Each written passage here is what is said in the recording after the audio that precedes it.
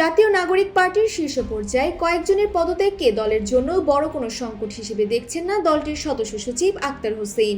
আজ সকালে ফেসিবাদী আমলে একটি নিপীড়নমূলক মামলায় আদালতে জামিন নিতে এসে সাংবাদিকদের তিনি একথা বলেন।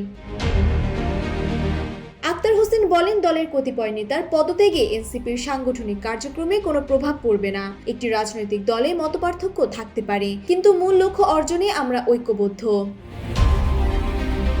জামায়াতের সঙ্গে আসন সমঝোতা নির্বাচন ও জোট গঠন প্রসঙ্গে তিনি বলেন, জামায়াতে ইসলামের সঙ্গে আসন সমঝোতার বিষয়টি এখনো চূড়ান্ত হয়নি। তিনি বলেন, জামায়াতের সাথে আমাদের আলোচনা চলমান রয়েছে। মূলত ঐক্যমত্য কমিশনের মাধ্যমে তাদের সাথে বহু বিষয়ে ইতিবাচক সমঝোতা হয়েছে। তবে সংসদ নির্বাচনে আসন ভাগাভাগির বিষয়টি নিয়ে এখনো আলোচনা শেষ হয়নি।